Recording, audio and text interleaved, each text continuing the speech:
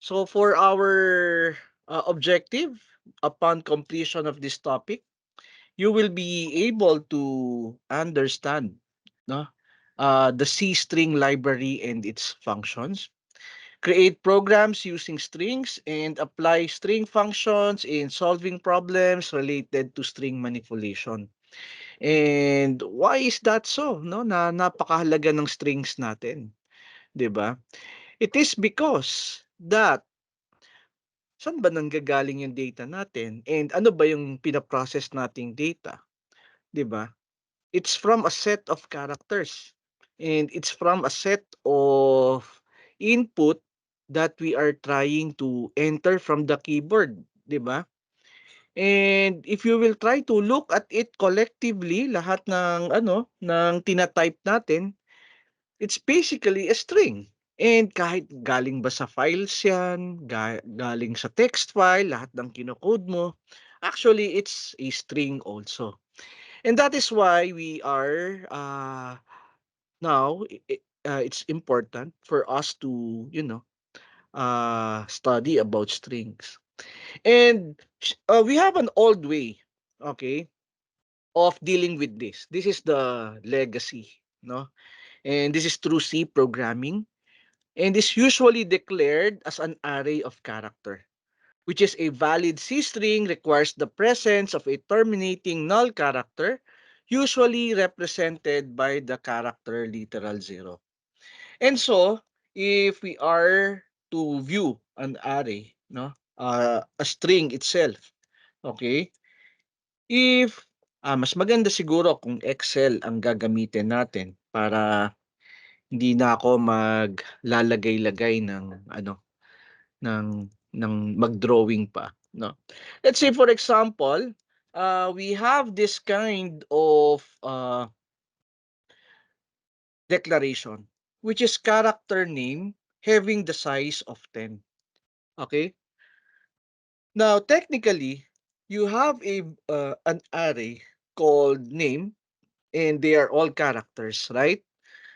And with this, we have an index of 0, okay? Palitan na lang natin, 1, 2, 3, 4, okay? This is 4, tapos palitan na lang natin 'to, 'no? Gawin na lang natin, let's say 6, 'no? Name 6, car name 6.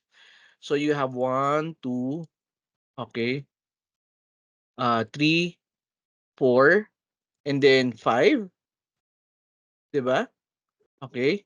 And then you have 6, ayan. So, meaning you can store up to 6 characters in your array called car name, 'di ba? And why 6 characters? And it's zero index, 'di ba? It's because we don't use the last one because this is what you call the null character. And the null character is signified by this character, no? In C and C++ programming, yan parate ang huli ng tawag dito ng array natin na character. Okay, simply because it is the uh, parang bookmark of when the programs are reading strings in the memory that it's the end. Okay, so para kang kailangan mo ng bookmark. And so how do we place values inside this array? So we have an array such as this one, 'di ba? And how do we place value? It's either when you declare, 'di ba? Sabi natin, 'yan, you try to put characters inside one by one. Like 0, okay? Uh 0. Okay, it's not a number class, ha? It's a character 0. Okay? 0, 0, 7. Something like that. Okay? That's how you initialize a character array. And so, ang laman nito is 0, 0, 0, 7. Okay? And each of them actually is a character. That's how you put a content. Or you have a character name 6, no? That's how you initialize. Then you have 0007. But this time you are using a double quote to represent that it is a string because a single quote is a character. Okay, that's how you used a character array.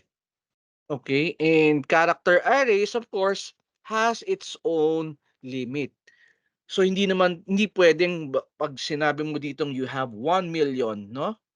So you have 1 million or 100,000 characters or 1 million characters na pwede mong store on the memory. It is because meron tayong limit sa loob ng stack natin. Okay? So that's yes, no? That's how we initialize a string in our program. And so going back to our lecture here, no? Oh yes, no? This is the same thing. So there's another way of doing that. Okay, you can opt to remove the braces and just the double quote itself. Okay? So you have here hello. Okay?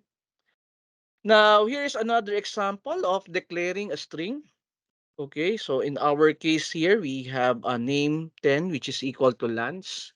And the following diagram shows how the string name is represented in the memory, having the last character, okay, with a backslash 0.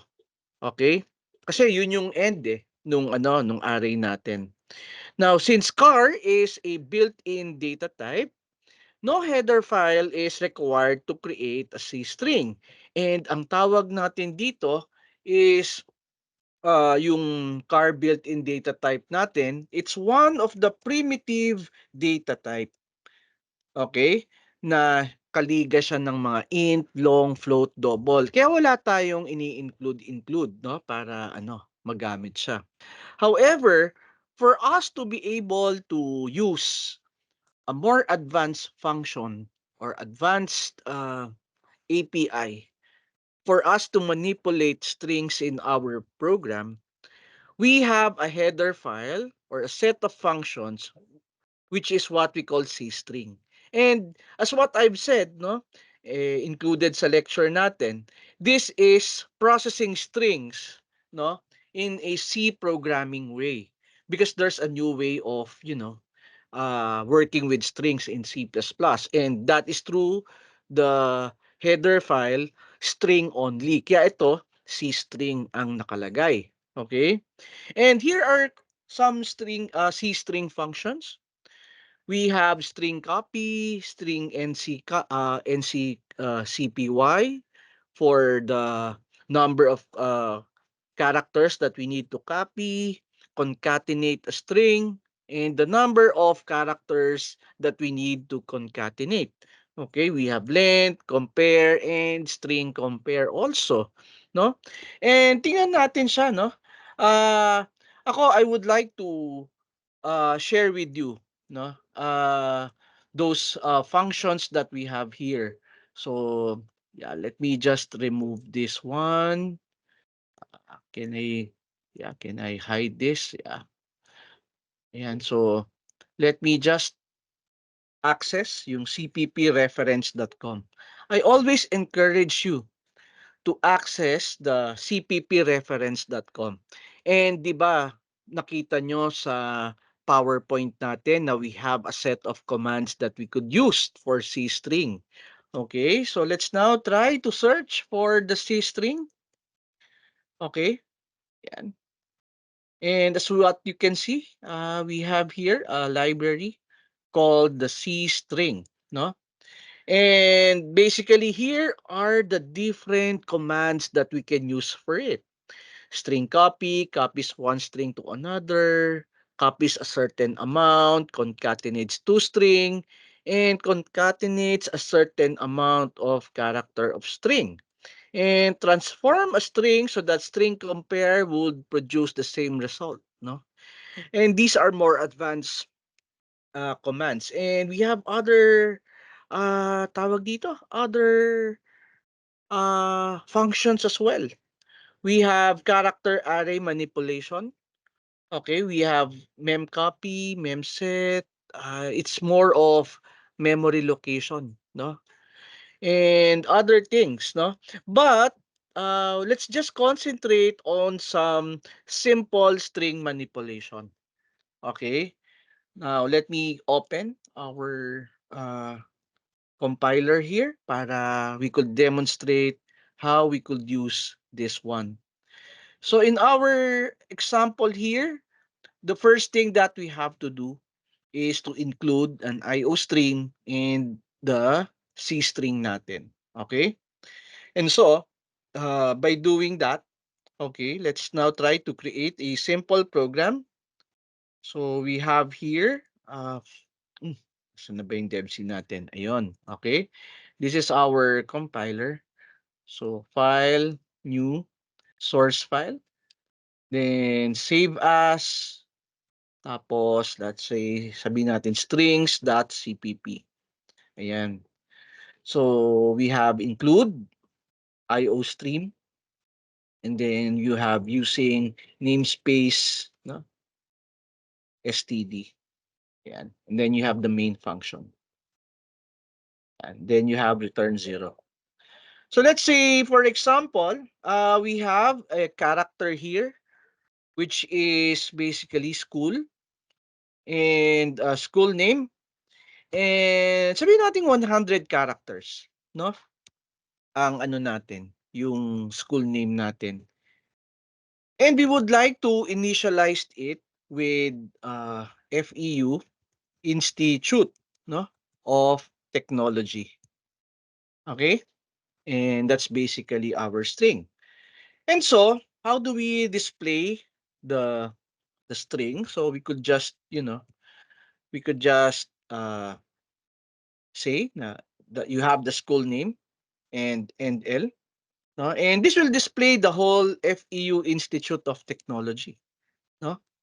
Let me just try to run our program. And so let me just try to run this program. Ayan.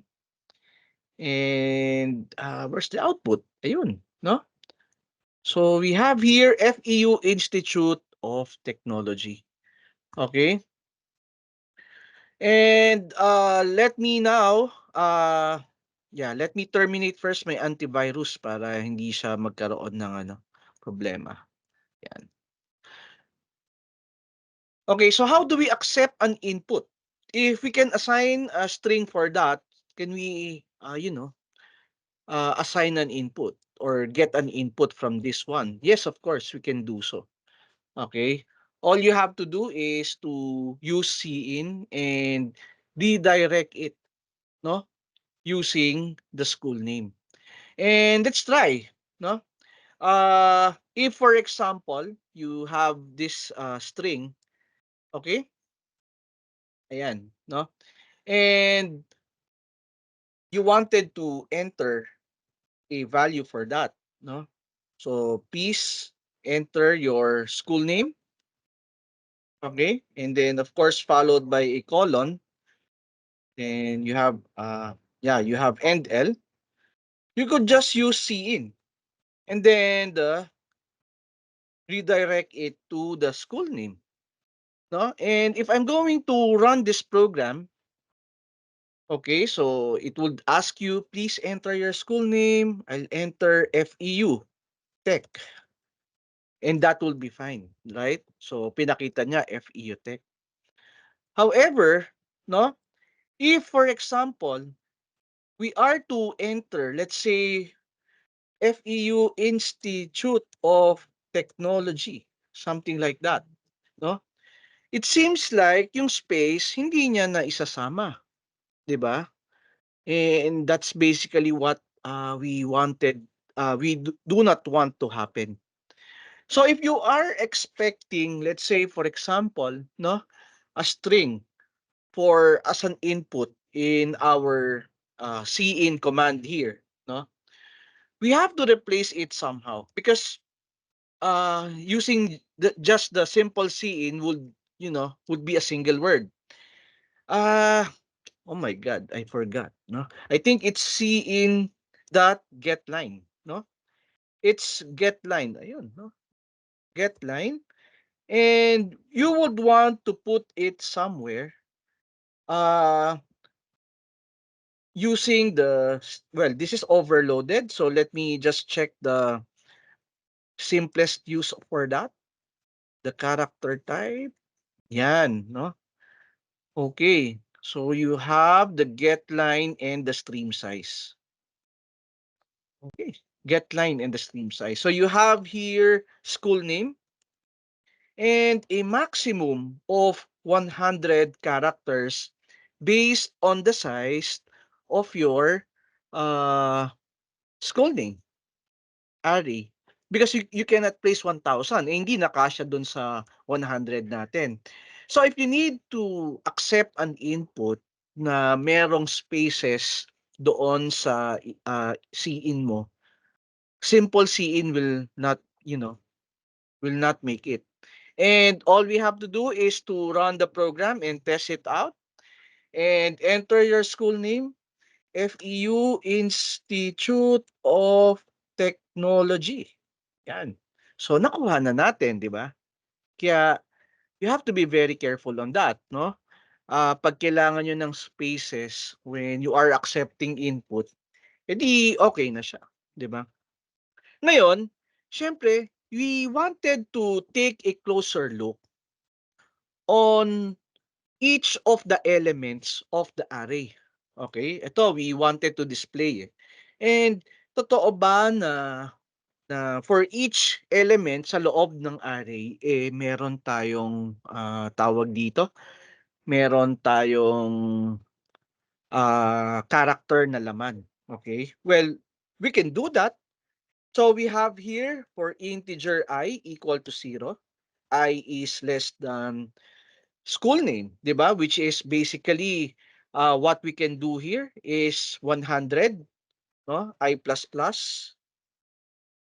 Okay? And what we wanted to do is display each of the characters na nasa loob ng school name.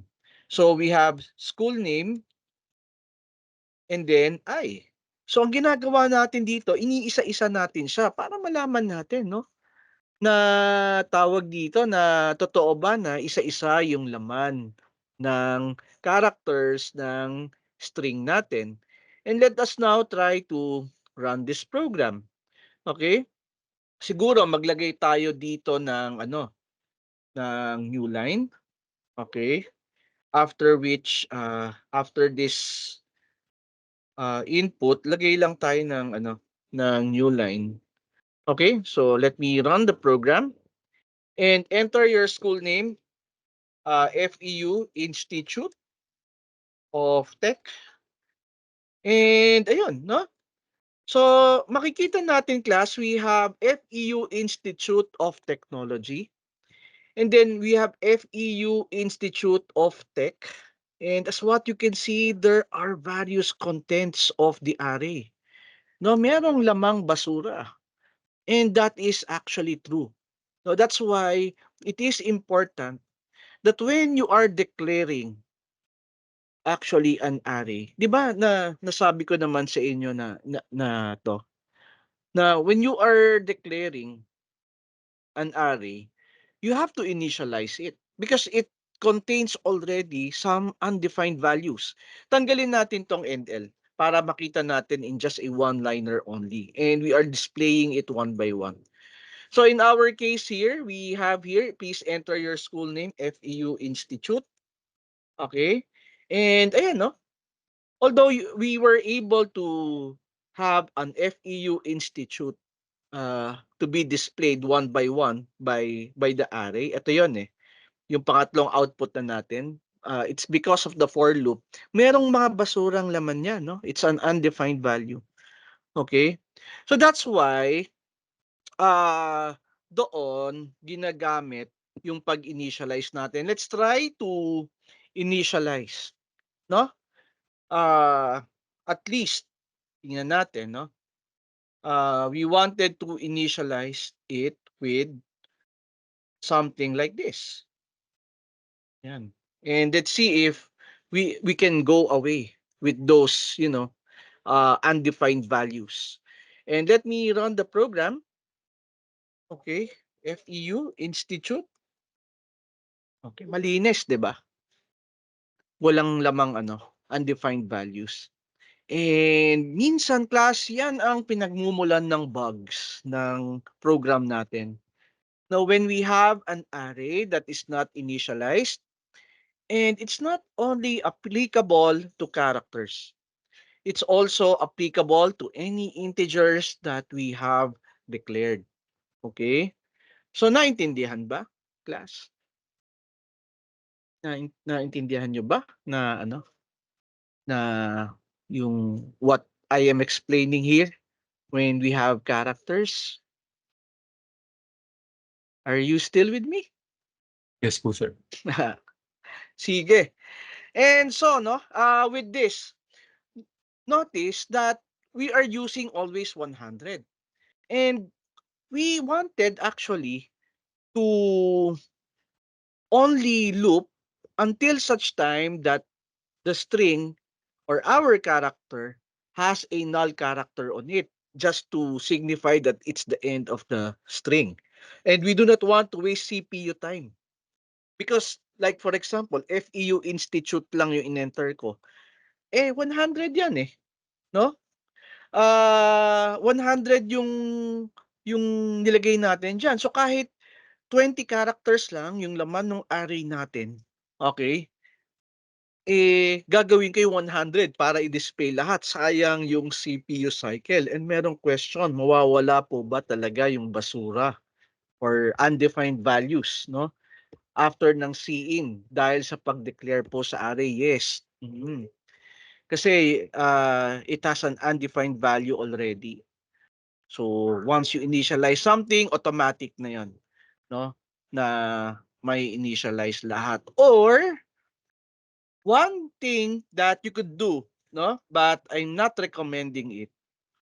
You declare it as a global variable.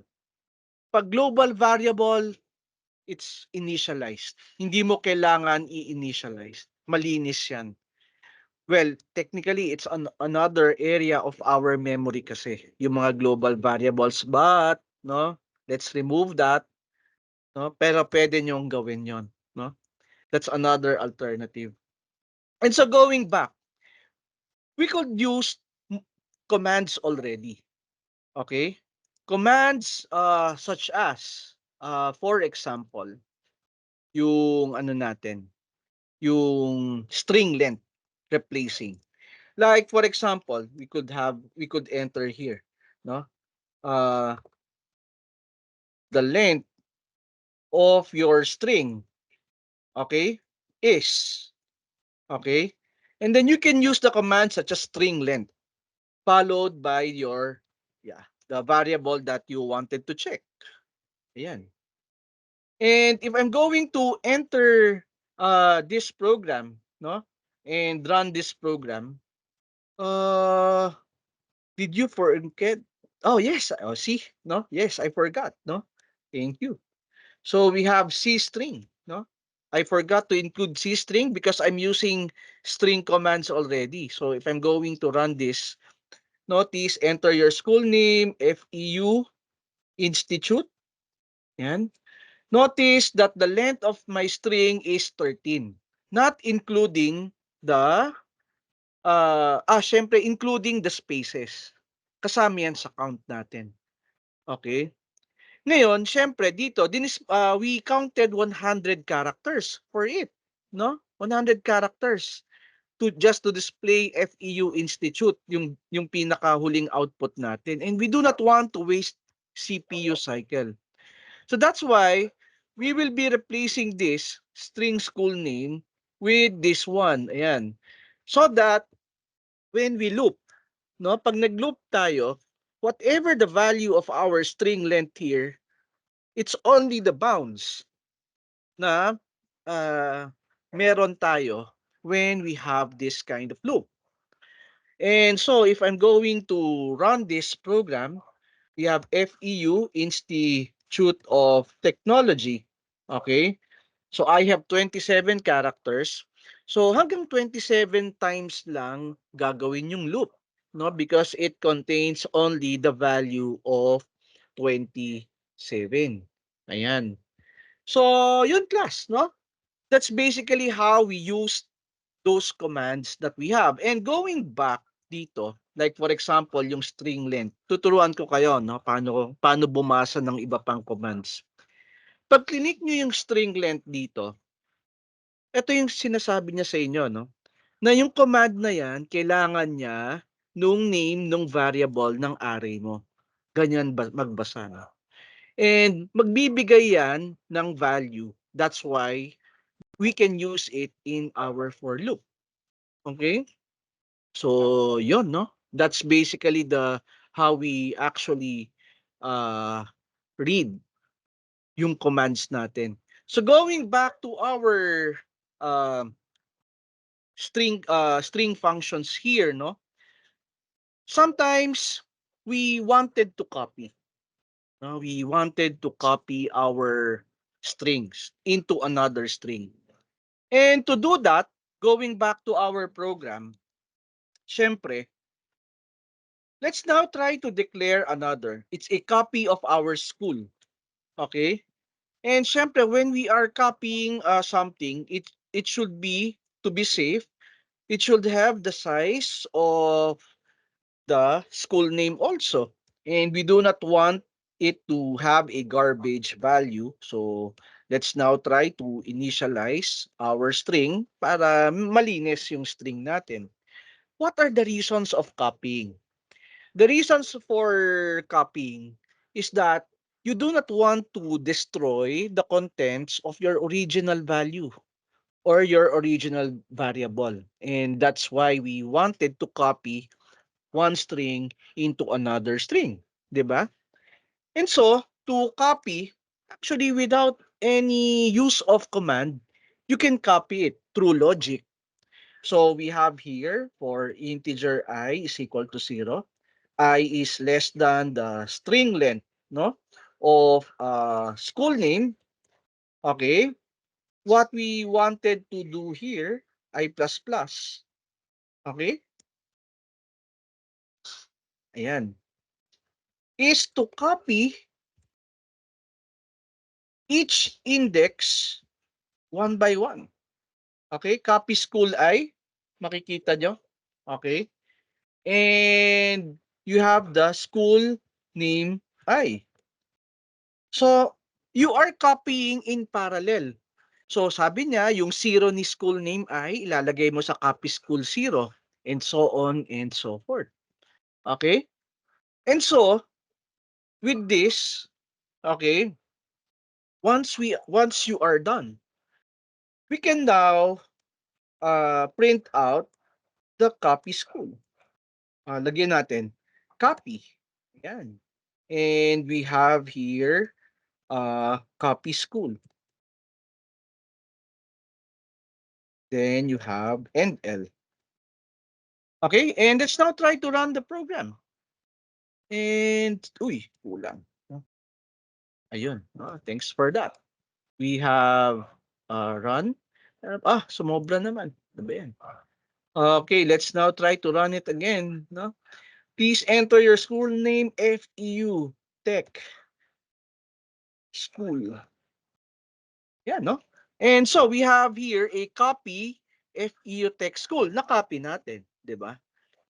But we did copy it traditionally. Let me just put a new line here. Ayan, new line. And yeah, let me run again. FEU Institute. Okay, so we have a copy already, which is FEU Institute. So na-copy natin siya without any use of command because of logic lang, di ba? But we wanted to copy it, no, without the use of any loop. And that's where the string copy command will come in. Okay? So you have here, instead of using the traditional way, no, let me just put a remark, no. Yeah, that para hindi na natin siya i-delete. For us to copy, no, what we can do here is to execute string copy command. Okay. The destination is the copy school, and the source is the school name. Yan. That's how we that's how we copy. And pakita ko sa inyo string copy dito, no? Balikan natin yung list of functions natin. We have strcpy. Paano basahin ito? Makikita natin, you need to specify the variable for the destination, and you have to specify the destination for the source. And that's why we were able to copy. And the source, the return value, of course, is the destination. Okay? Pero hindi naman natin na ginagamit yung return value dito eh. So, technically, we are copying the school name papunta sa school. And so, let's now try to display kung na-copy nga natin. Okay? So, yes. No? Let me run the program. Ayan. Please enter your school name, FEU Tech. Ayan. So, we have here a copy of FEU Tech. And notice what we used here is the copy school. No? Okay? Did you get the idea? Now, kung question natin, no? Kasi later on pa natin na pag-uusapan yon eh. When we are working with memory. Ay, sorry, no? Mr. San Pedro, are you raising your hand? Ah, okay. So yeah, napindot lang. Sige. So, yun class, no? Sir, bakit ganon, no? Um, if I have another copy of school, okay, which has 100 characters, hindi ba hindi ba sir pwede, no? Na gawing ganito, like another school is equal to school name. Is that valid, no? Yung another school is equal to school name. And tingnan natin, another copy, 'di ba? What's that? Another school, 'di ba?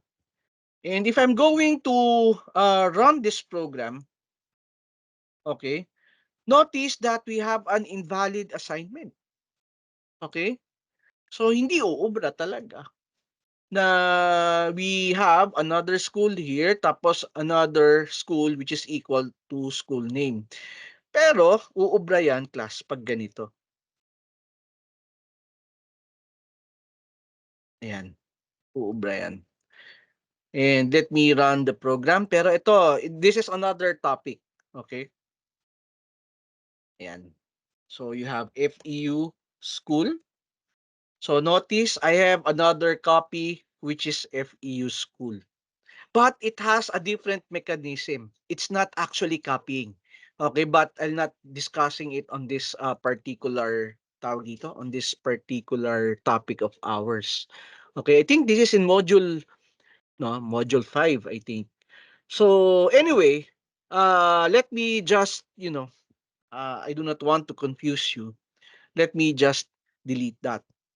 Okay? And sometimes we wanted to copy just, minimal amount of characters. Such as, for example, string copy. You wanted to copy school. Okay? This is the destination. And parang overwrite lang natin, ha? Then you have the school name. Okay? But this is strn. We would like to use the command strncpy. Ayan. And how do we read this? You have the destination, you have the source, and you need a count. No? Ganyan ang magbasa ng command. So since alam nyo na paano magbasa ng command, lahat ng tingnan yung commands dito sa CPP reference pwede nyo nang gamitin, no? Kahit hindi ko tinuro yan. Kasi, class, hindi kasya sa isang lecture natin, no? Isang term. Kung ituturo natin lahat ng commands na nakikita nyo sa CPP reference. Para ano lang, no? Para mag-boot lang kayo, no? Kaya pinapakita ko parati paano siya basahin, paano siya i-apply, para at least, no? On your own, you can actually use any commands that you want, no, that is applicable to you. And so with that, no, meron tayong size. We just wanted to only copy 5 characters from it. And let's now try to uh, copy of 5 characters. Ayan, lagay natin. Okay, so you have end L. And let me run the program. Asan na yan?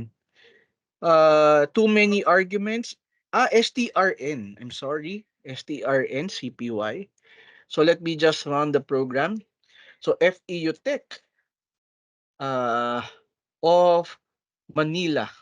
And makikita natin dito, oh, mali yata yung naano ko.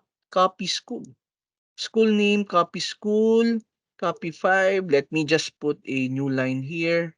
New line. String in, copy school. Teka, let me run ulit. FEU Tech. No? FEU Tech in Manila. So, we have 17. Copy 5. FEU Tech in Manila. Okay.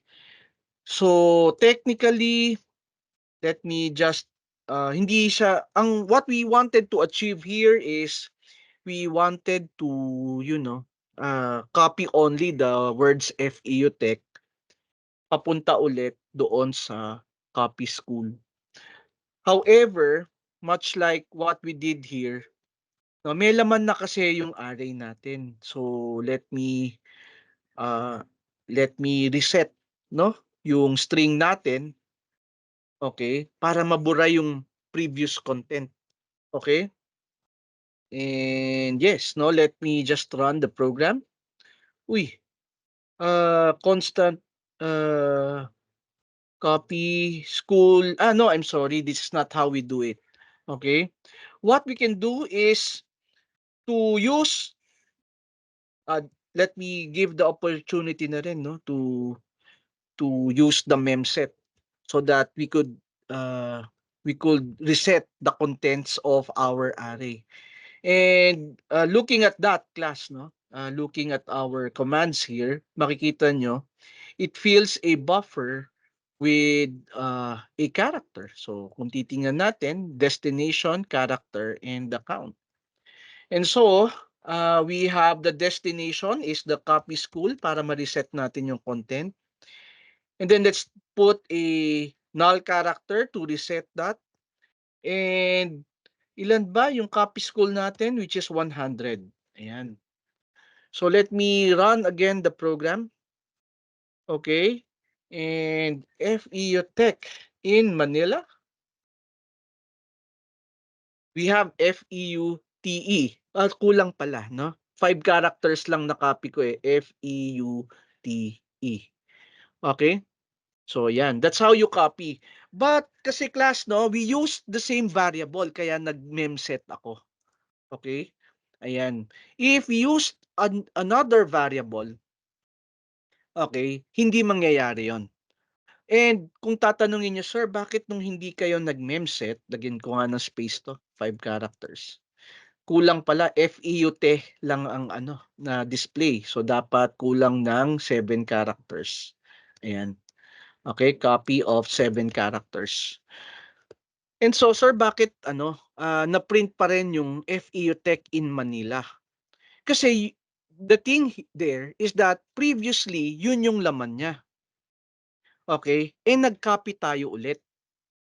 And so, since yun yung previous na laman niya, hindi nabura yung dating laman niya. Kaya FEU Tech in Manila pa rin ang laman.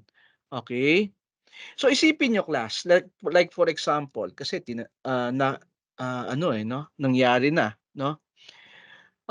We have this array. Okay? And yung dating laman ng array mo, okay, yung dating laman niya, let's say for example, eto yon, no? Yung dating laman niya, nagkalaman siya eh. And so, ah, ginamit mo yung mismong array niya ulit. Eh di syempre, eto yung laman, di ba?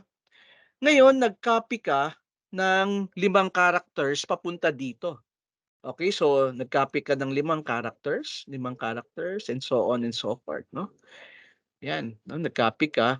Or sabihin nating 4 na characters, nag-copy ka dyan. Notice, etong part na to, nandiyan dyan pa rin. Kasi siya rin yung ginamit mo eh. Okay? Yung part na value na meron ka dyan, siya pa rin yun. Kaya that's why, nung print natin siya, okay, na-print pa rin ng tuloy-tuloy yung dating laman niya. But what we just wanted to do is to just, get this one. Kaya ang ginawa natin, class, okay, ang ginawa natin, nung kinopy natin siya na same ang laman, okay, binura muna natin, no? I am sorry. Binura natin yung laman. Okay, so binura natin yan. So binura natin. Nag-memset tayo. Okay? And what we did there, bago natin siya kinapi.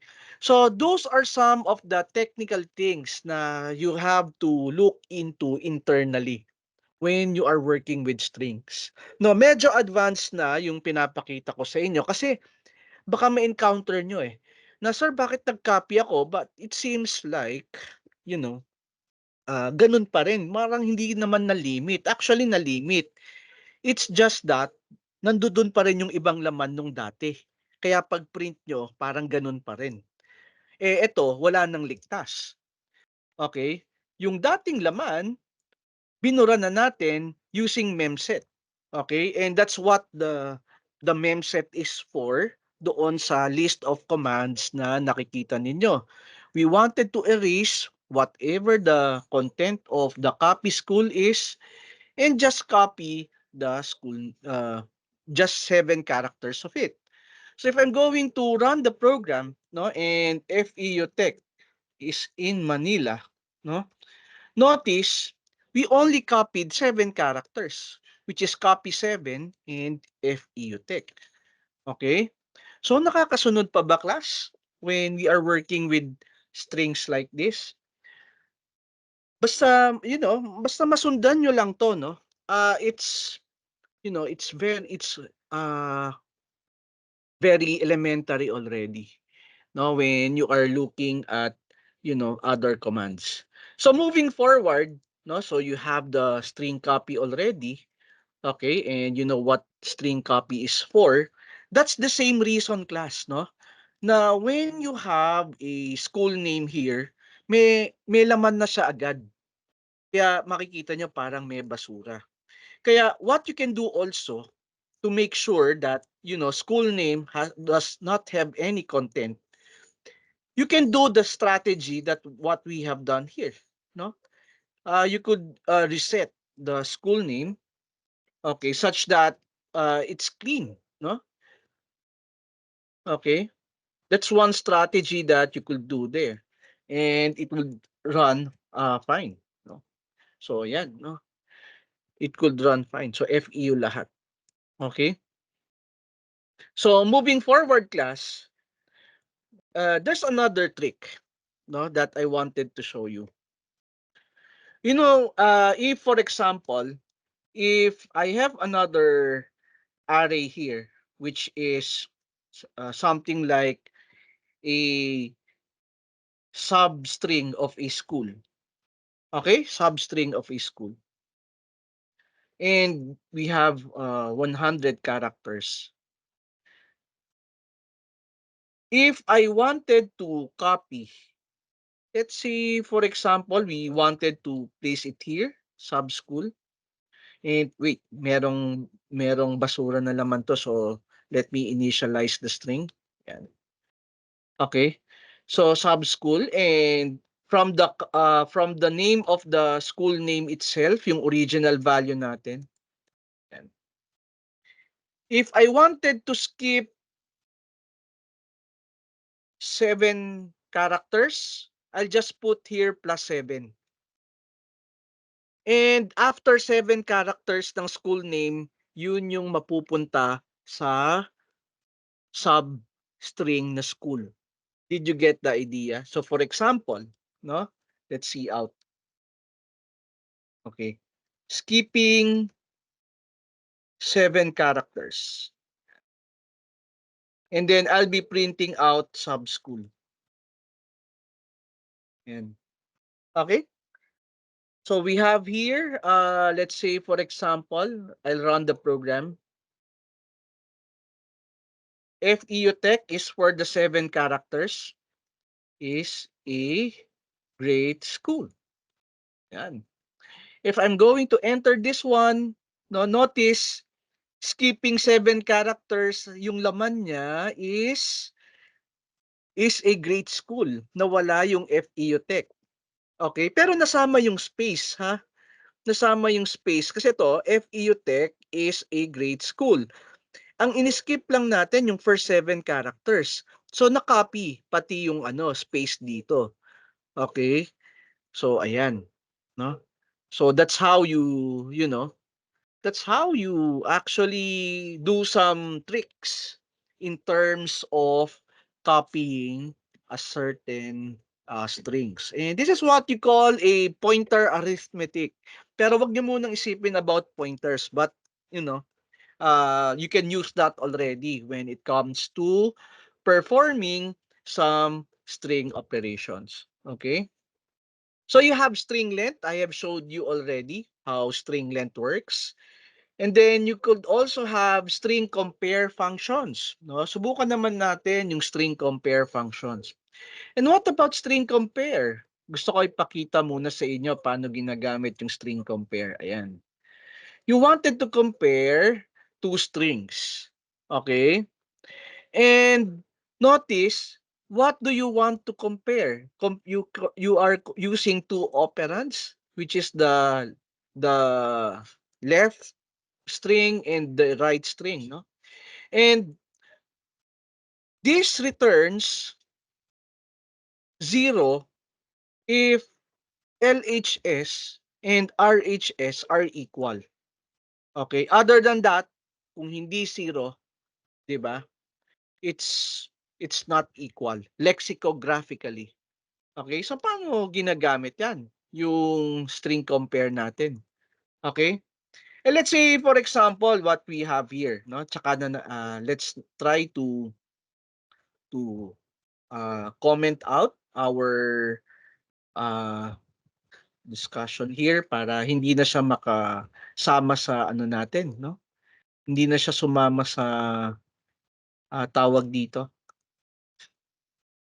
Siguro mas maganda if I can paste it already and start a new one para hindi masyadong humaba yung example natin. So let me just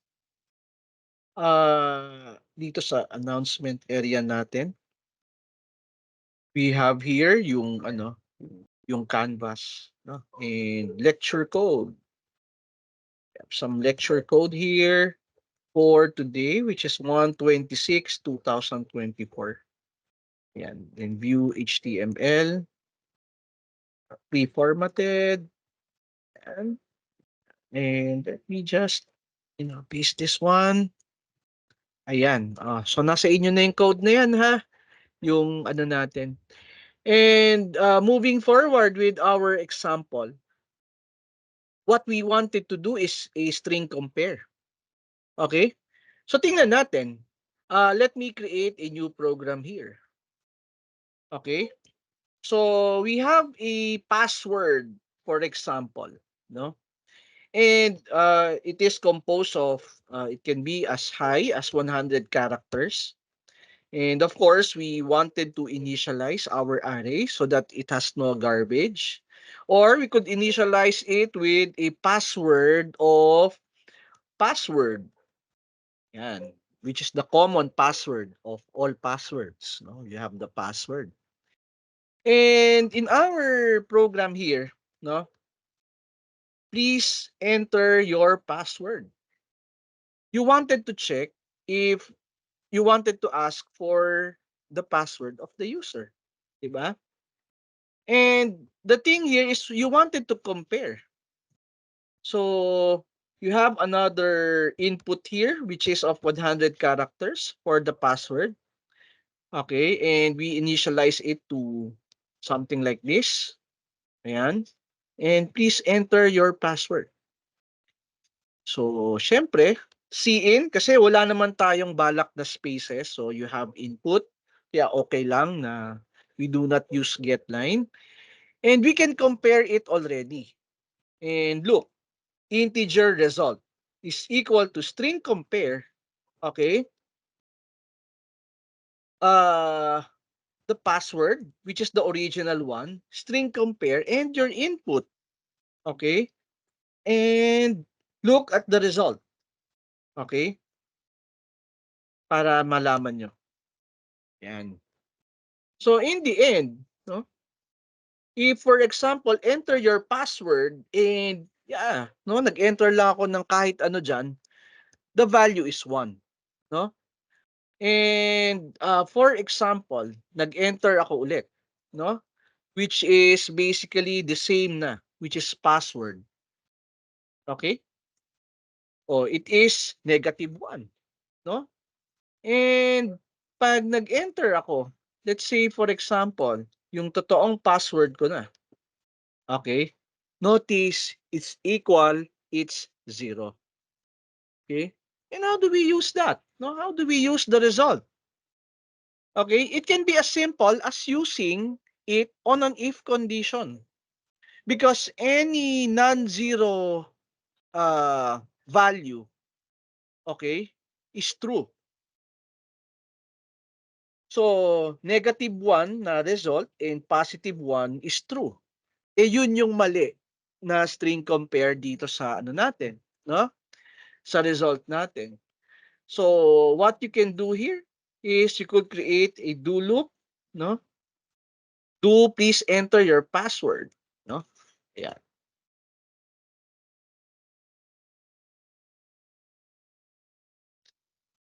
And while alisin natin, no? Pwedeng ganito.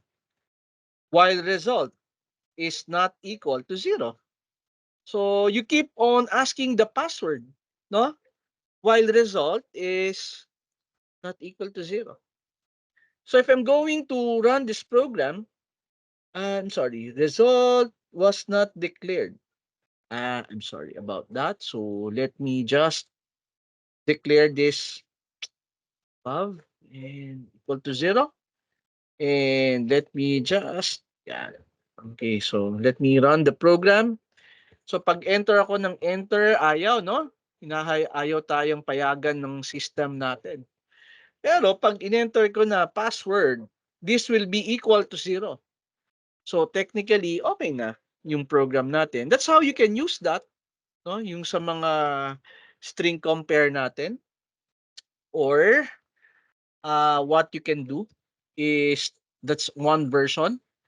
Another version might be like this. Let me just have it commented out.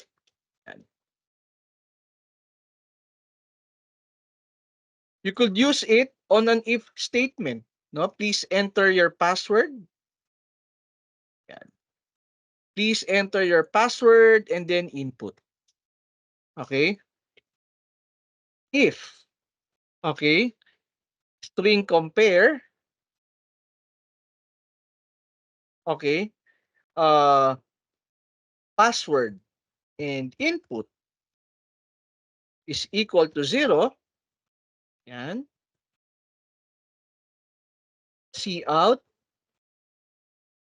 password is correct. Okay? Then you have endl. Otherwise, you can just print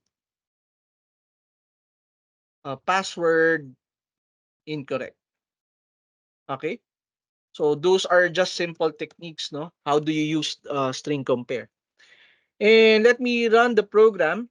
Enter your password, blah, blah, blah, blah. So you have password incorrect. And I'll be running another password here. So you have password. Password is correct. Ayan. Or another shortcut would be like this. Because this returns 0 if it is correct. And 0 means false in an if statement. What you can do is you can just negate the Boolean expression of true or false. Kasi 0 eh. No? So, since 0, it's equal. 0 sa if statement is false. So, gagawin yung true. Kaya minsan may mga kita kayong program class na may exclamation point sa mga string compare, string compare. Kasi ninenegate na lang nila yung Boolean expression. Ulitin ko. 0 kasi, okay, ibig sabihin, match yung strings natin. 0 sa if is false. Hindi naman pwedeng ganon. So that's why we negated the result. If the output is 0, gagawin natin siyang true. Okay? Look, pag hindi equal, positive value ang binibigay niya. It's either negative 1 or 1. Any non-zero values sa if statement natin would result to true. Kaya nilalagay natin na negation para maging false, 'di ba? And basically that's how it goes, no? So kung nagkamali ako, password is incorrect. Tama pa rin, 'di ba? And so pag nag-run ako ulit, no? Um yung totoong password na, which is yeah, password. Yan, password is correct. Okay? May return 0 po ba sa dulo? Yes, ayun, nandun lang. Medyo, medyo nasa ilalim kasi. So, I'm sorry. Hindi lang siya nakita. Ayan.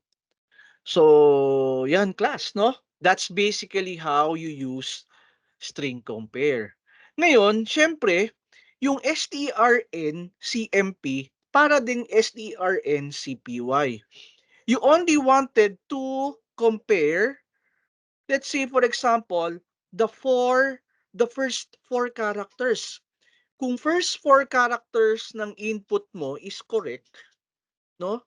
Okay na rin. And something like that, no? Kaya tingnan natin, strncpy. Okay, balikan natin 'to ha. Gusto ko lang din ipakita sa inyo kahit ano na, inexplain ko na.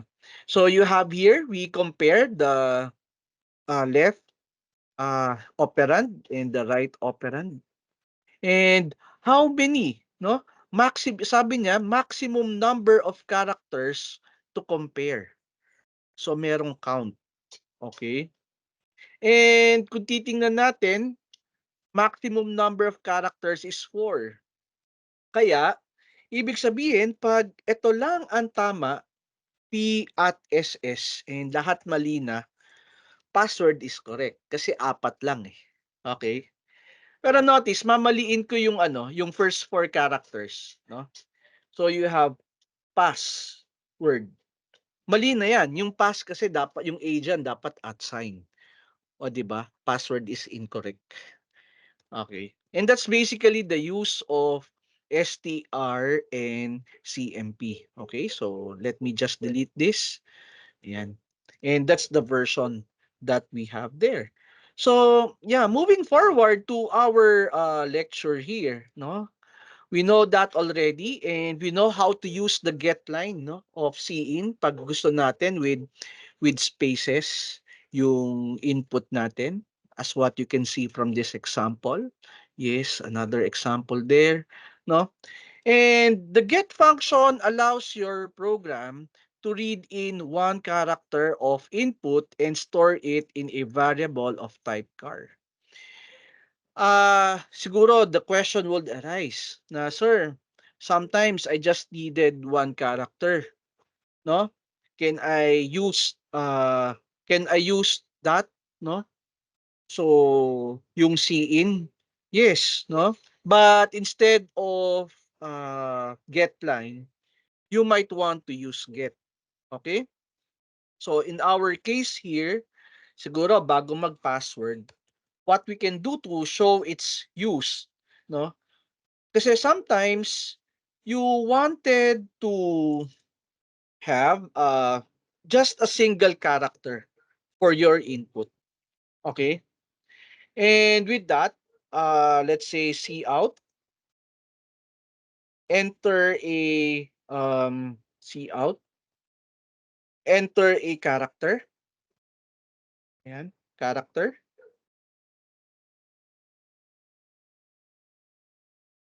Okay, and then you have end L. Okay? Kahit nga wala ng end L eh, para you could just, enter a character.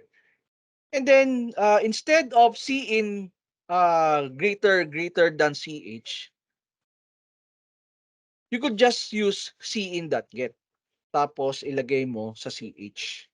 Okay, you can basically use that. And we can just display, lagyan natin ng new line. You entered, yan, and you have here CH. Okay, so let's have a look. Let's run the program. Enter a character Z, and we press enter. You entered Z, please enter your password. Okay, and that is for the get. But I don't think there's a lot difference between C in that get and greater than CH, because you have the same behavior, no? Which is C in uh then CH. You'll get the same behavior also. So if I'm going to run the program, enter a character Z, oh, then it's still the same, no? You entered letter Z. Okay, then please enter a password. Lagyan natin ng new line. Yan. Okay? Enter a password, enter a character Z. Oh. Eh sir, paano kaya kung let's say for example, ayoko nang i-enter. Gusto ko pag letter Z ko or something, any character, yun na mismo yung naka-enter. Yeah, I think you can do that na without pressing enter. That's what you can get, no? And it's another command, no? Uh Hold on. It's not it's not streampy, but this is what we call get ch. I think it's get ch ang tawag. And get c, yeah, this is just another, yeah, and it's a part of stdio.h. I don't think it's, yeah, I think it's get ch. It's not get c. Um, yeah, I think it's get ch. No, but let me just check on that. So you have here stdin, but this is C programming kasi. So ayan, no. This is C programming, but I think what we could do here is instead of get che, it's get car. Yes, it's get car. But you have to include the stdio.h. Pero alam nyo, I think the new way of doing that is you have to include, instead of stdio.h, cstdio. Ayan. So let me just compile it kung merong cstdio. Yes, it does have, no? Ngayon, for this, instead of cin, okay, what you can do is you can have a get car and then ch, which is equal to get car. Ayan. So let me compile the program and let me run the program and enter a character letter Z. I have to press enter then, no? I think it's get ch. Let me just check on that. If I'm going to compile this, was not declared in scope. Get CHE. Yeah. I think you have to enter. There's no way of doing that unless, no? Yeah. I'm not sure if this is available in this part of our program kasi this is old already. Uh, I don't know if this has a header file like that. Aba, meron. So, yeah, getch is working because getch is using the legacy library of, Conyo, Conyo problems. So, yun, no? And hindi Conyo problems ibig sabihin yan. It's console input output. Kaya conio.h. So if I'm going to run the program, enter a character letter Z. So notice without pressing enter, I was able to store letter or character letter Z in my variable CH. Okay? Kasi minsan nakaka-ano yung ini-enter mo pa eh, 'di ba? Like for example, one use of this is you have a endless loop here which is while true, no? You have an endless loop or you could just say while one. It's an endless loop. No? See out, do you want to exit the program? Yan, no? Yeah, do you want to exit? Enter something like yes or no. Something like that. 'Di ba?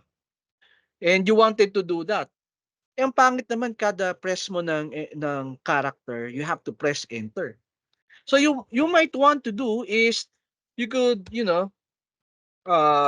get, no? CH para automatic na niyang ini-enter. And for example, if CH is equal to Y, okay, then what we wanted, no? What we actually wanted to do here is to simply exit the program. And yeah, we could just exit like that. Okay? So in our program here, let's now try to check, no? And CH was not declared in the scope. I'm sorry. So let me declare CH here. Yan. Which is, yeah, equal to, uh, yeah, null. We would like to initialize, not uh, car, no? Which we wanted to initialize to 0. And let me just remove. Hindi, i-comment out ko na lang 'to para matandaan niyo class yung yung ginawa natin. Okay? Yan. Yan. So I have commented that out and let me run the program, no? So do you want to exit the program? I'm not pressing enter ha. N lang ang i-enter ko. N. No. N, N, N, N, N. Do you want to exit the program? Letter Y na yung ipe-press ko ha. Capital Y. So shift Y o exit na. Okay? So 'di ba mas user friendly kaysa you are asking for each of the characters to be and you have to press enter pa. But if you wanted to see what you are typing, get CHE. That's ibig sabihin getche, no? Getche ka. Ganun. Parang get CH, get character with echo. I-echo mo on the screen. And if you're going to run that, no? Do you want to exit the program? No.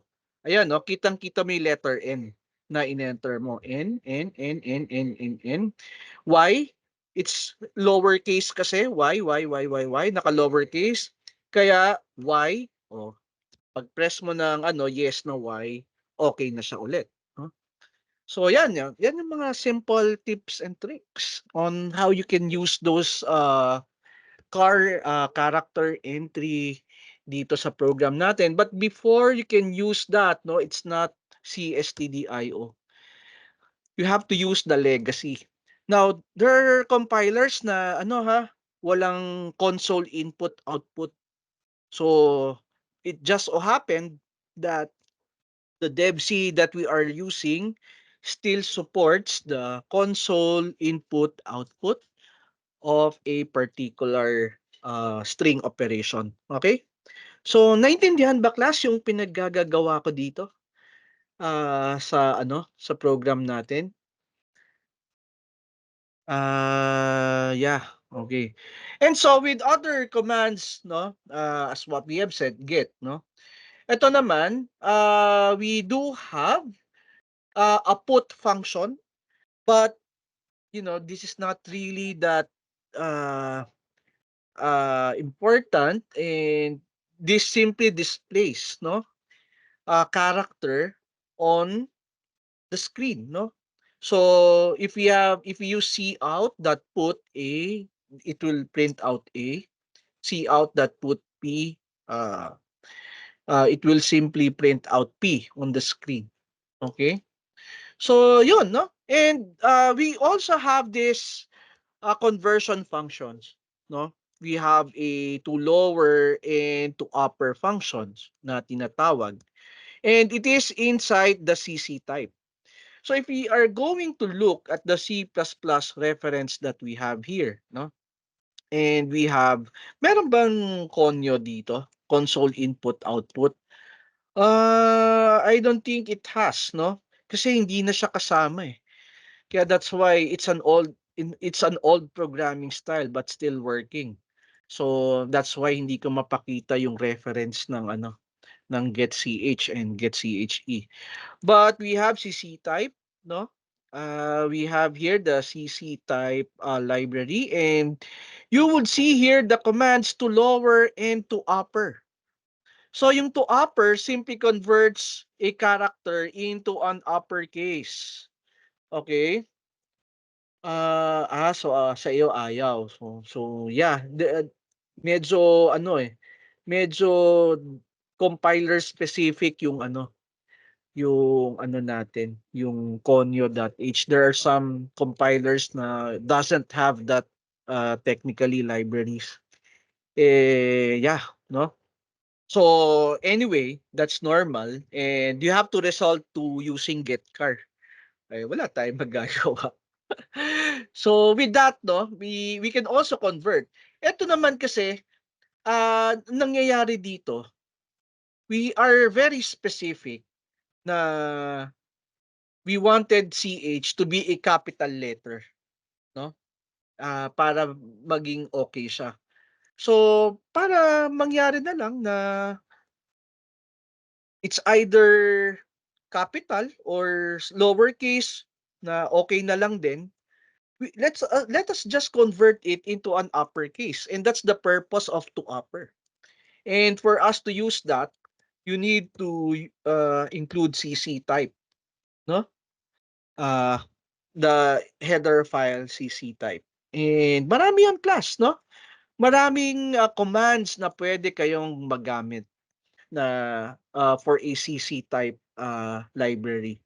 And in our case here, makikita nyo na, sir, bakit dito pag small letter y, okay na rin?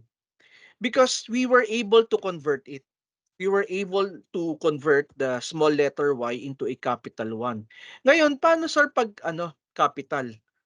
As is pa rin, no? Okay pa rin. Kaya so there's no problem with that. And yeah, to upper is to convert something into an uppercase. So whatever character na in-enter natin dito, lowercase, uppercase, okay lang kasi mako-convert siya into a capital 1. Ngayon, you would see here some predicate functions. Bakit predicate functions? Tinatanong niya dito kung ang character mo ba kaya is alphanumeric or is alphabetic lang? Is it lowercase? Is it uppercase? Pag meron kayong nakitang is, nagtatanong yon. Okay? So is a graphical character, is space, is a printable character, is a blank character, is a punctuation character, lahat yan nagtatanong. Okay, kunwari, so dito, do you want to exit the program? Tingnan natin ha. Is, hanapin natin, is digit. no? Tinatanong natin kung digit ba yung in-enter niyang character. Okay? If is digit, gagawin nating, alam niyo na bakit may exclamation point, di ba? Ninenegate natin. Bakit natin ninenegate? Because it returns a non-zero value if the character is a numeric character, which means true sa totoong buhay sa loob ng if, kaya natin in exclamation point, no, para maging ano siya, tawag dito, non-zero value kasi if the character is a numeric character, and non-zero value kasi sa totoong buhay ng if is false. Kaya kung nilagyan ng exclamation, gagawin kong true yung false. Kaya tatanungin natin, is digit ba yung in-enter natin? No? Uh, is digit ba yung in-enter natin? See out, it's a number. Okay? Tingnan natin ha. Tapos we have NL. Okay? So nagtatanong tayo eh. Let's now try to run the program. Is digit yung CH yung in-enter natin? Let's try. Oy, was not declared is in scope. Ay, sorry, small letter D. Okay, is digit. Mag-enter ako ng 1 dito. Is it a digit? Yan. Oh, it's a digit. Bakit ganon, no? Bakit hindi niya, ano pa return value nito? Non-zero value if the character is a non-numeric character. Non-zero value. If the zero otherwise. Okay, so tama. Zero kapag digit siya. Kaya ninenegate natin. I'm sorry. No, baliktad ako kanina. So dapat tama, no? Is digit. It's a number because it's zero. So let me enter again, no? I want to enter 1. No? Hindi niya na-detect yung is digit. Let me just remove this one. Sorry, not that. Is digit equal to 0? Ayan. So let me run the program. Is digit equal to 0? 1, 1, 1, 1, 1, 1. Ayaw. No? Why is that so? Let me print that out. I'm sorry ha. Let me print out the result. It's digit CH. Okay? Then you have para malaman ko lang ano yung nire-return niya. And 1. 1. Kapag G, 0. Baliktad, no? So, ibig sabihin, okay, tawag dito, we don't need to put anymore an exclamation point. Okay? So, we can use it as simple as this one. Okay? If it's a digit, it returns a positive value.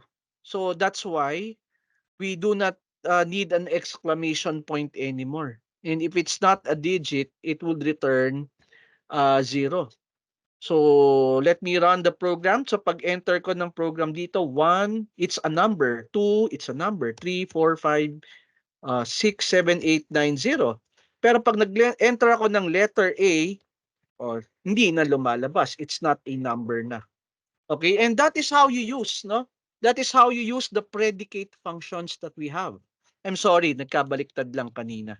So, hindi ko na kailangan ng exclamation point like the string compare version that we have.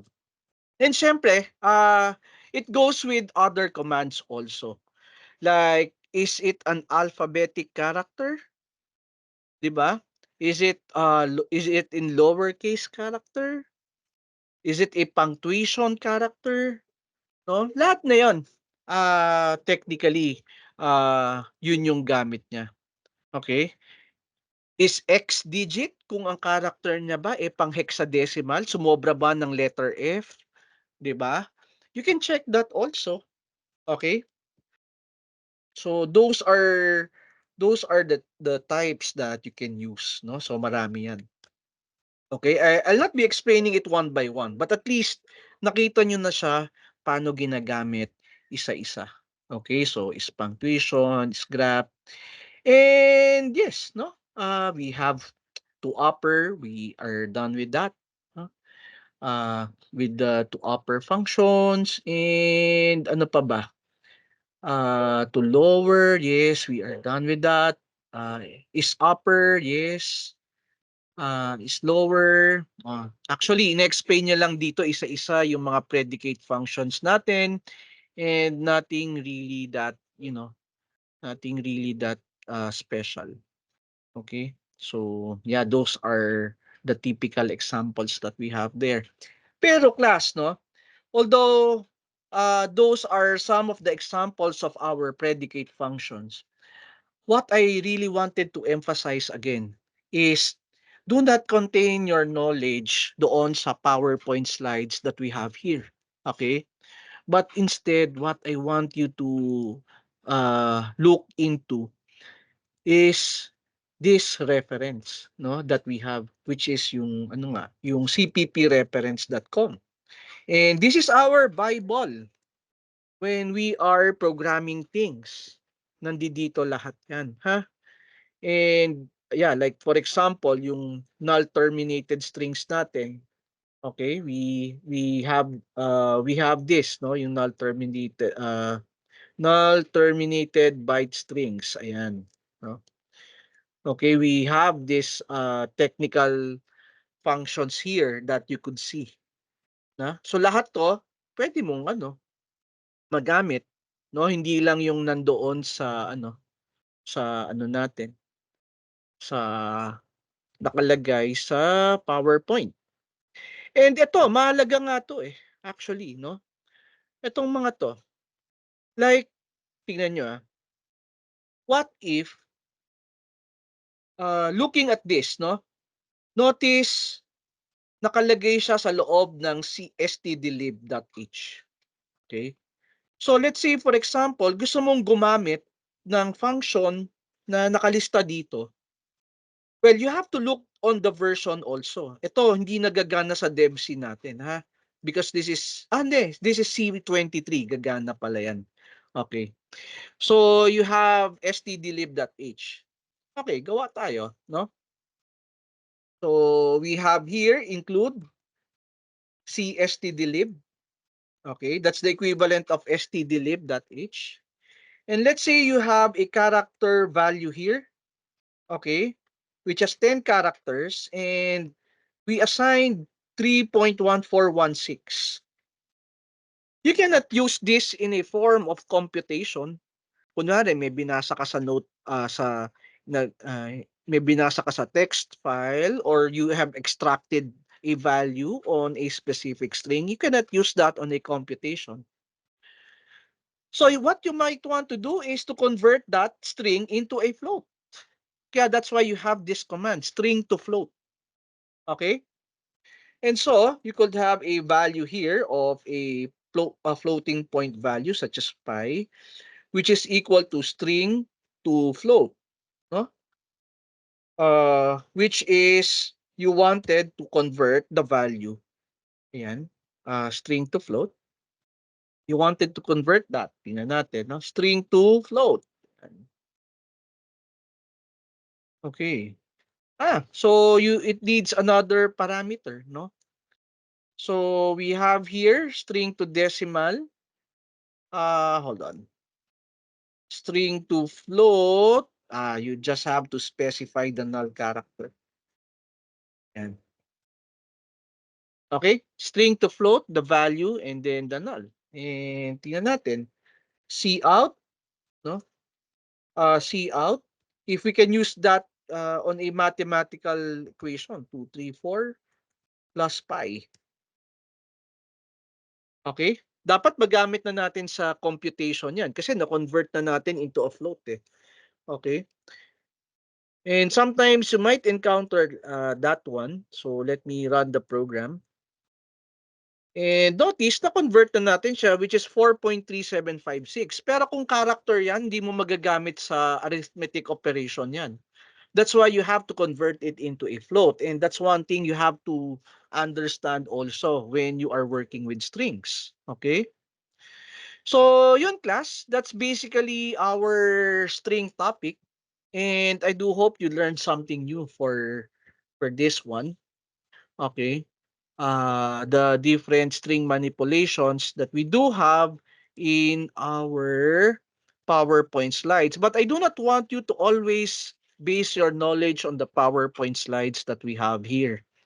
I want you to venture out on the website that I gave you, which is cppreference.com. Okay, and look into that further. And so, we have here what we call the string class function. Ito mas bago na to. This is the C++ way, no? And let me download this. Yeah, let me just download this PowerPoint presentation. So let me open the file. Ayan. And this one is a string class function. Okay? And this is how you manipulate strings in C++. But, you could still use the C programming way, much like what I have presented earlier in some of your programs here. But instead of this one, no, yung nauna natin, there's a special header which you have to include, which is string. And that's the main difference. Okay? Let's take a closer look, class, on how we can use these strings. 'Di ba? And kung titingnan natin, if we are to search for the string in our program here, ayan, ayun, no? So what we have here is the C++ strings library. Ayan, no? And particularly, we are using this one. Kasi we are on a Unicode character set na eh. Okay, that's why we need a new tawag dito. We need a new way of handling them already. So let me just click on this one, yung basic string natin. And makikita natin dito, we have a lot of things that we could use, no, for strings that we have. We can append characters, we can append them already or just append. We could replace a portion of the string and etc. and etc. No?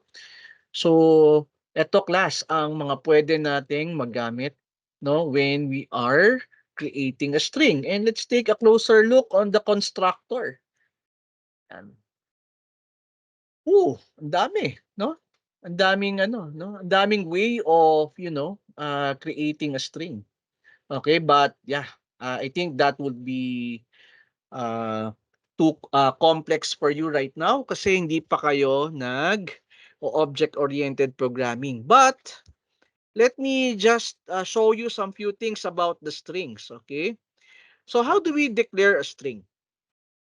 Unlike before, let me just copy and paste this code that we have here dito sa announcements natin para hindi mawala yung sample code natin. Okay? So, yeah. Uy, what happened? No? Cancel nga natin. Bakit parang nawala yung ano? Ayun, no? Let me edit this one. Tapos, view HTML. Yan. Let me...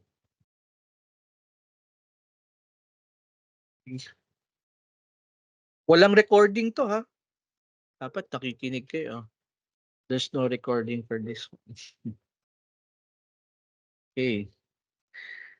Are you still with me, class? Sino ba?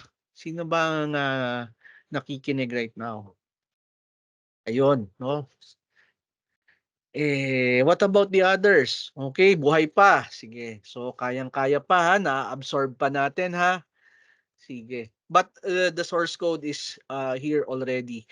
Now, looking at the C way, no, of, handling string, mas madali na. Kasi, take a closer look. If we needed a string, we don't specify car password 100. something like that, no? So let me just remove all of these things kasi we do not want our example to be overloaded. And you can just simply say string, school name, something like that. And you're done already. Okay? So let's remove C string, C type, and conyo, and CSDDlib. But instead, we will just include C string. No? Yan. We will just be including string. And this is the new way of doing it. Okay? And so, if we are to enter a school name, 'di ba? See out, please enter a school name. Oh, you don't have to worry about the size anymore. Okay? So for us to be able to use getLine, no, we have to use ayan, no, the stream. Yes, hindi ko nakita yung overloaded tawag dito. Hindi ko nakita yung overloaded method. And we have to use the standard command, no? Yan. So you have the get line and using cin on the school name. Yan. But it does the same, no? It does the same with the get line that we are working. Ayan. So what we have here is like for example FEU Institute of Technology. Ayan. So yes, we were able to get no the FEU Institute of Technology. Ngayon, class, no, there are some things that you have to know here. Like you cannot use the string school name sa mga string copy na ginagawa natin kanina ha. You cannot use that. Okay? If you wanted to use the old way of uh what do you call this? Of manipulating the strings. You have to create an array such as the let's say for example str having 100 characters. Okay, you have to do that. Okay, and once you were able to do that, no, you have to use, okay, uh you have you have to use yung a method, no, which is basically ito, no, CSTR, which returns C character array version of the string para magamit mo yung mga string copy natin kanina. Okay? So in our case here, as what you can see, no, we have here a CSTR and that's what we are going to do. No? So we have here a string copy papunta sa STR natin, okay, which is yung school name dot CSTR. Okay? And yung STR, dyan mo gagawin yung mga string copy na gagawin mo. Okay? So, old style, C string. Okay? For the string copy command. And you have STR. Okay? That again. Dot C STR with parenthesis. I think this is it. Oh, ayan, no? Mali lang ako, no? Mali lang ako no. It's a method pala, not a property. Yeah, so you have to do this. So what I'm explaining here, class, na sometimes since you are accustomed to using the old way of, working with strings, you might want to convert yung new string mo from C++ into an old array like,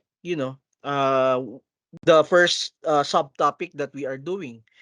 And so you have to convert it using CSTR. And with this, let me enter yung school natin kanina, FEU Institute of Technology. And let me press enter. So as what you can see, you can still use the old style, no? Of C string. Ayan, no? which is FEU Institute of Technology. But I highly recommend class to use the new method instead of the new one. Okay, so it just so happened na I forgot to place a parenthesis here. So yun, those are some of the things that you could do here. Pero syempre, like for example, once you have the school name, the thing here is that you could use the append operation, no? Mas madali na. Like for example, is a grade school. Okay? Something like that. And if I'm going to print out the school name, okay, and NL, notice I could simply append easily like FEU Tech, and makikita nyo FEU Tech is a great school. I'm sorry, wala tayong new line. Maglagay ako ng new line dito. NL. And let me run that again. Uy.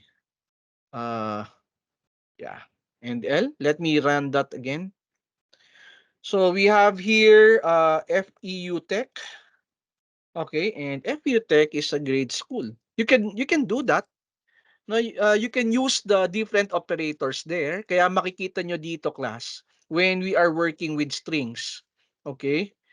Is that you could convert you can convert that into a C string type, yung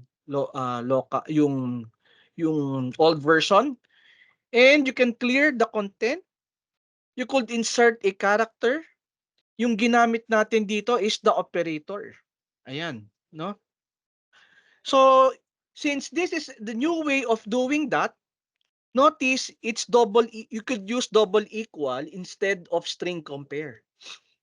So, yung mga nakikita nyong methods na nandun sa luma, wala na dito yon, yung string compare. No? Equal na lang.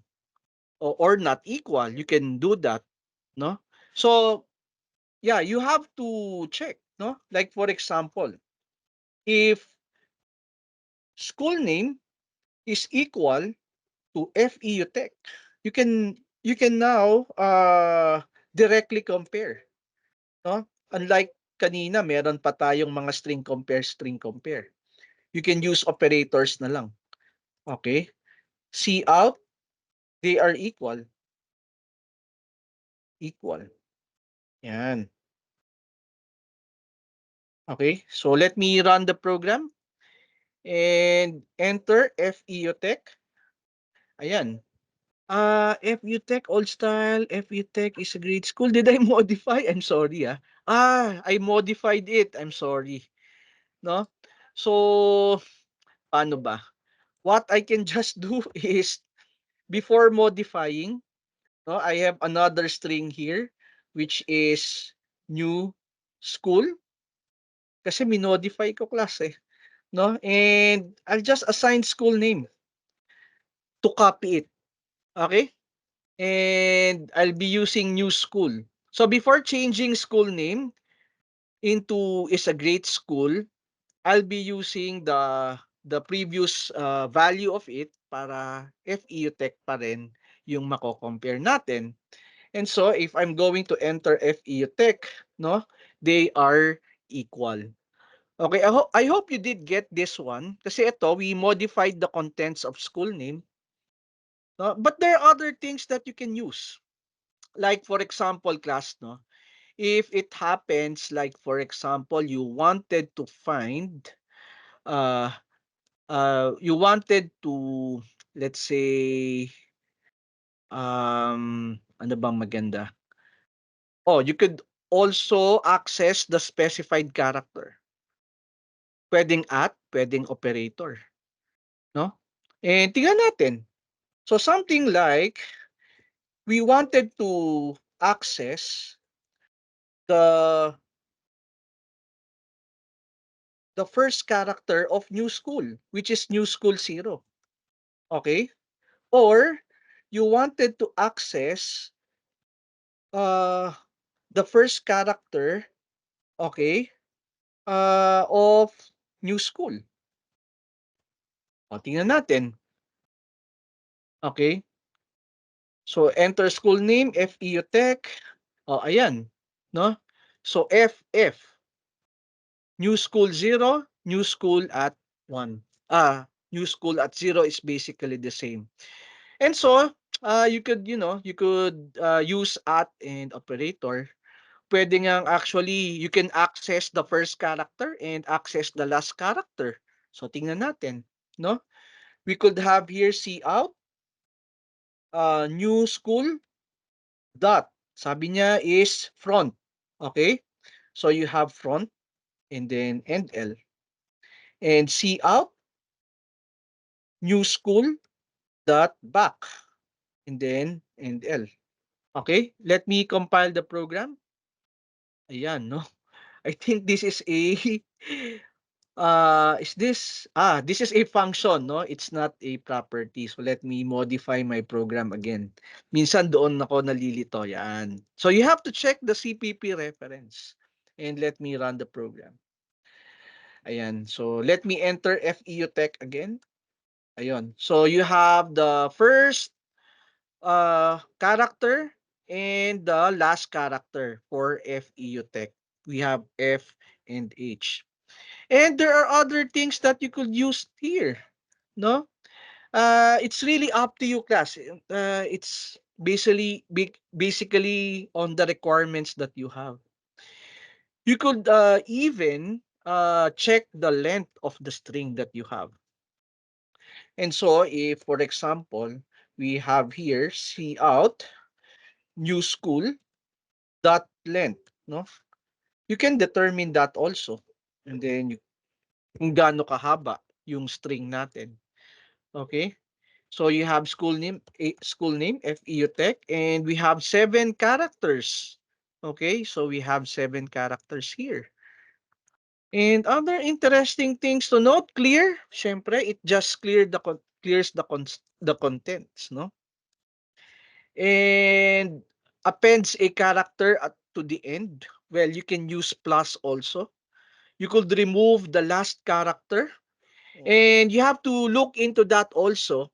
Like for example, ito, kung C++23, sa version 23 lang siya gagana. Okay?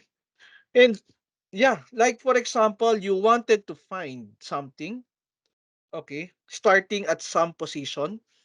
So, tingnan natin, no?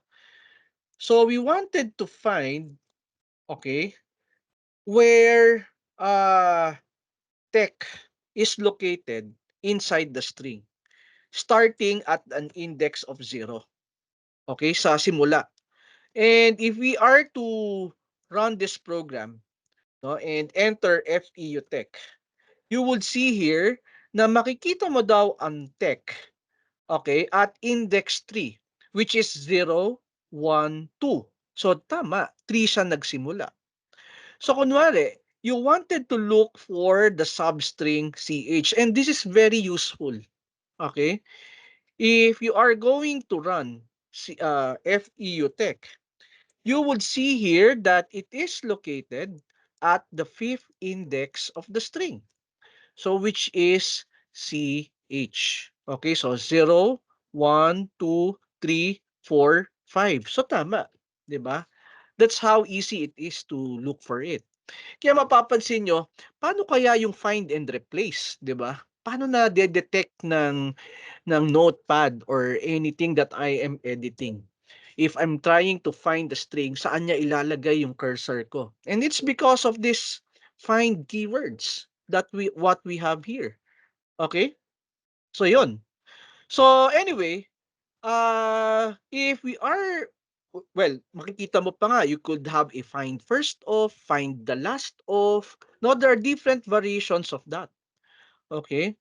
So and so what we can do here is we could something like depending on the version, it's C++20, matataas na, no? I don't think we can use this, no? But matataas na kasi yung version ng ng C++. Then you could also use, replace. Okay? So going back to the different member functions, so you could explore around the different the different functions that you have here. Okay? So siguro isa ring mahalaga dito is you wanted to extract a substring as what you can see here. We can also do that. So uh define this one, no? You just enter the substring. Kung ano yung hinahanap mo doon sa loob ng string. Yan. So binibigay niya sa iyo kung nasang position siya doon sa sa sa string mo. And then we have here something like a string, which is a new string variable, and we wanted to extract just the first three characters, no? And so what we wanted here is we wanted to start at 0 and extract three characters from it and print out our new string. Ayan. Okay? And syempre, if we entered FEU Tech, I'm sorry, new school dot substring. No, I'm sorry. And if I enter, yeah, new string. Ayan. So if I enter FEU Tech and I wanted to extract FEU, I would specify, I will start from index 0 and extract three characters from it, kaya FEU. 'Di ba? So if I press enter, notice I have extracted FEU from my substring. Ayan. Okay? And that is how you actually use. Okay? So yeah, those are some of the things na you can actually use on strings. Pero class, I would like to repeat, no? When you are working with strings, do not confine yourself on what you are seeing here in the PowerPoint slide. And please be aware of the commands that you are using, no? Like for example, you wanted to check if a string with starts with something, no? Hindi gagana to eh. Pero pag version nyo ng C++ is a higher version, gagana yan. Okay? And yes, you might want to look at other references, other commands that you could see also in this one. Etong lahat na to, gagana to. Basta C++11. Because we're using C++11 kasi. But this one, C++14, hindi gagana yan. No? And C++20, ay hindi na pala gumagana class yung iba. Oh. Sa higher version, hindi na gumagana yung mga not equal, less than, greater than. So, nasa version din ng ng C++ natin, okay? And that's basically class, no? What module module 3 is all about.